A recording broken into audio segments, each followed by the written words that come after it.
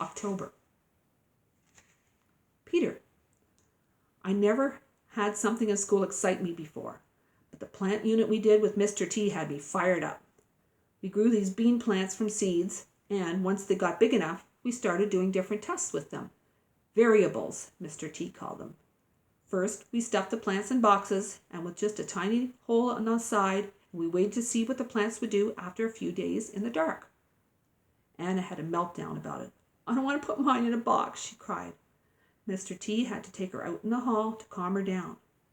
I was kind of shocked. Usually she doesn't say anything. What a weirdo, I thought. It's no wonder she doesn't have any friends. It's a good thing Danielle was her partner. She's the patient kind. Anyone else would have been fuming. My partner was Lexi, which was fine. She let me do whatever I wanted. Next, we put the plants on their side to see how they would grow. I couldn't believe it. The plants bent and still grew up toward the ceiling. That was pretty cool. But the best part was what we got to do in the end. Mr. T let us feed our plant any concoction we wanted, any kind of stuff put together, that we wanted to cover over the course of a week. There was just one rule. We couldn't use an ingredient that would spoil and stink up the classroom, like milk or something that wasn't good for us to breathe, like gas. There were some pretty wild concoctions. David and Nick used salad dressing because, according to them, plants make salad, so the plant would like salad dressing. Brenda and Heather used orange juice mixed with ketchup and Pepto-Bismol. I don't know what they were thinking. Mine was the best, though. I brought in cat litter, used, soda, and a little maple syrup. I did my best to mix it together and feed it to my plant. Lexi wasn't really happy about my choice of ingredients. I didn't tell her I'd peed on my soda bottle some too. Peter, you moron. This stuff's going to kill our plant, she whined.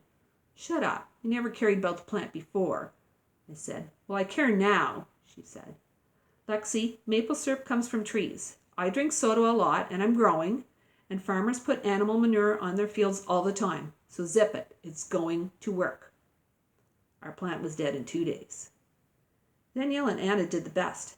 Danielle used some natural ingredients her grandmother had taught her about.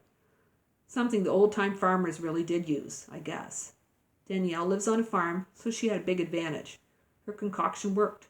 Big time. She and Anna were the only ones to come up with food that the plant liked. Anna was all smiles until Lexi said, Luke, you're just lucky Danielle was your partner. She did everything. Then Lexi turned to me and added, even if she is fat. I don't think anyone else heard, but I laughed. I know I probably shouldn't have. Anna's smile disappeared, and she stared at the floor.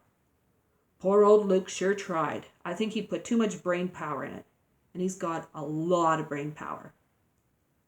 He's been the smartest kid in school since kindergarten. His partner was Jeffrey, but he never does anything. He just lets Luke take charge. Maybe he should have helped. I brought in a number of different ingredients, Luke said, and they'll interact perfectly because of the electron balance and resulting bond formations. He even said something about a periodical table or some crazy thing. Well, you're never going to believe this, but Luke mixed his junk together and it started smoking. The next thing we knew, the stupid fire alarm was going off. The whole school had to go outside, and even the fire department showed up. It was great. Mr. T had to do some explaining, and after a while we were let back inside. But Luke wasn't performing any more experiments for us. Man, things were just so much fun with Mr. T. Luke. We moved from cool math right into wicked science. The only thing I didn't like about our science unit was that we had to have partners. I prefer to do my projects alone, but Mr. Terupt teamed us up. We were working with plants, and he said we didn't have enough space for everyone to have their own. Jeffrey was my partner, which, believe it or not, worked out great because he let me do whatever I wanted. He didn't care. The only part that was that he was always grumpy. Dollar word. We studied phototropisms by observing how our plant grew toward light after we stuffed it into a box that had only a tiny hole on its side.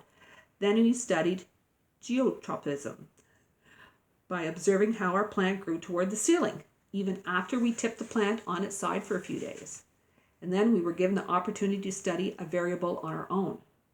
Mr. Terupt told us to manipulate the plant's nourishment. Feed it whatever you want, he said. Make your own concoctions. Jeffrey left me alone. He hated school and everything about it. That day I hurried home and studied my periodic table. I had received a special chemistry set last Christmas. Hydrogen and oxygen make a special bond when they come together to form water, so I figured I could try to recreate a special bond with whatever molecular, $word, ingredients I chose. I looked through the chemicals in my set and picked the ones that would result in the same type of electron balance that occurred in the hydrogen and oxygen bond. I took my ingredients to school and got ready to measure and mix. Jeffrey was slightly interested at this point. Mr. Terupt, on the other hand, appeared a little uneasy about the whole thing, but he never stopped me. Luke, sometimes when you mix chemicals, it can cause a reaction which then explodes. $word. I know, I said. Maybe we shouldn't mix these in the classroom without knowing what's going to happen, he said. It might not be safe. All these potions came from my chemistry set at home. My mom saw it. It is safe, I said, trying my best to convince him. I didn't tell Mom or Mr. Terupt about the few ingredients I got from Dad's garage. I knew it would work. Hey guys, come look at all the stuff Luke's mixing together, Chris yelled. I felt everyone gather behind me as I began mixing my substances together in a bowl, but before I could start to feed my plant, something happened.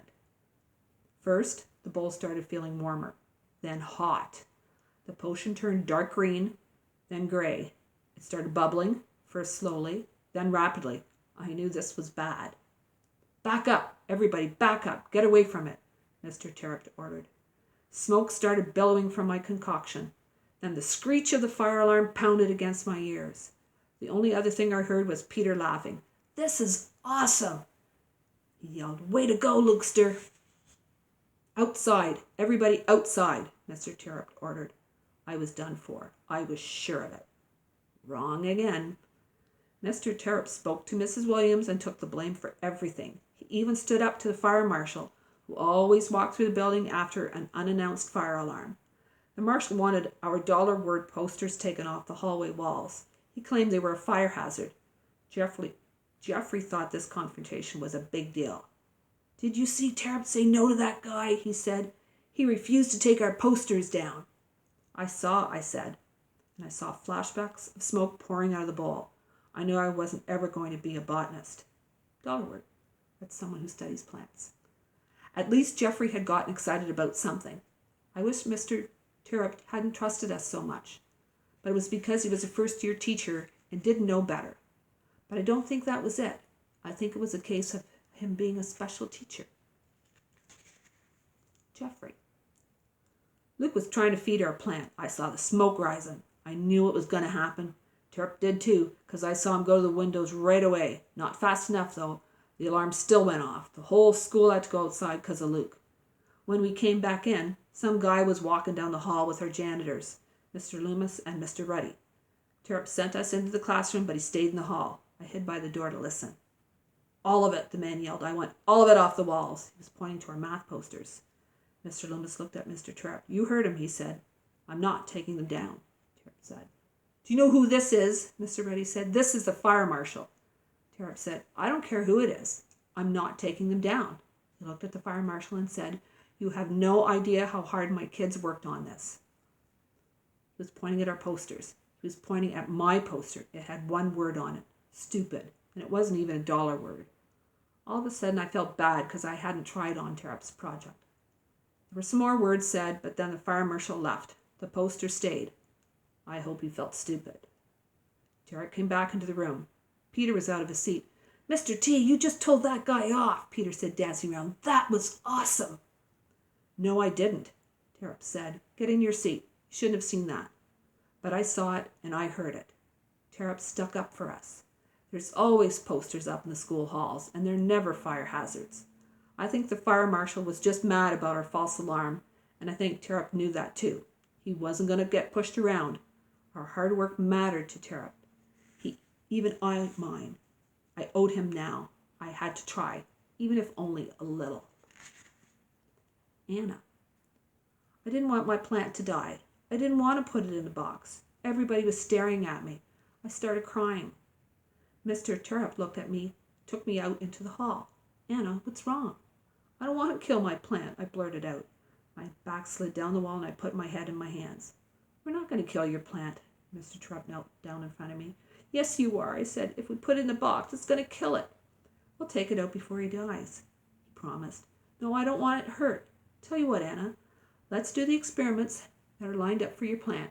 We have to, because Danielle is your partner and she needs to do the science too.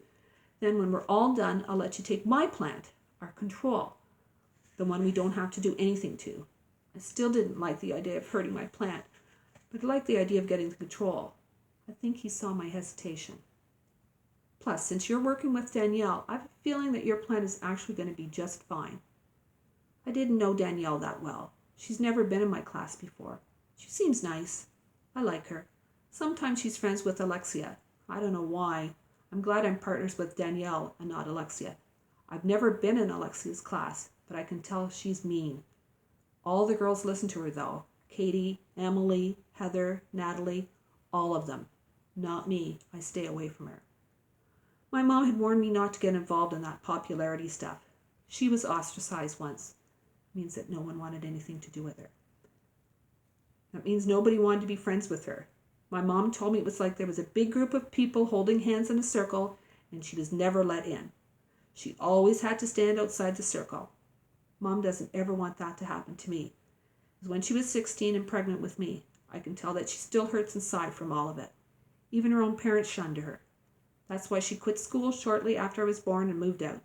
She tried to move in with my dad. I've never met him, but that didn't work out. He left. Mom says we can talk about my dad and the whole situation when I'm older. All I know is that she says he's a nice man. My grandma and grandpa, I've never met them either, still didn't want anything to do with us. They moved far away after my mom moved out. My mom might be young, but she's still a great mom. She's my best friend and I love her. If you love someone, you don't quit on them just because they made a mistake. Mr. Terupt helped me stand up. Trust me on this one, he said. Be positive. We headed back into the classroom. My plant went into the box and came out a few days later, a little yellow and without a lot of new growth. But it was alive. Turning it on its side wasn't harmful, so I was okay with that test. And then it was our chance to feed it whatever we wanted. Mr. Terupt was right. Danielle knew what she was doing. Here's a list of things we could mix together, Danielle said. I read the list. I didn't know everything on it. How did she?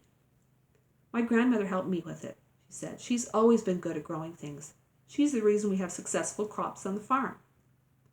Both of us brought in some of the ingredients. We mixed them together and fed our plant. Ours was the only one to survive. It turned really green and grew and grew and grew. I took the control home, but Danielle and I decided to leave our plant in school. We kept feeding it and everyone watched it grow. It grew almost to the ceiling, wrapping itself around the cordon to the blinds all the way up. Then one day it was knocked over. Somehow our super-duper plant fell off the windowsill. Nobody knows how it happened. I have a pretty good idea, though. I bet Alexia did it, because it happened when she was being nasty to Danielle. I'm thankful that Mr. Terupt let me take the control home. I didn't want her to hurt that one, too. I liked being Danielle's partner. I wonder now if Mr. Terupt knew what he was starting between me and Danielle. I wonder.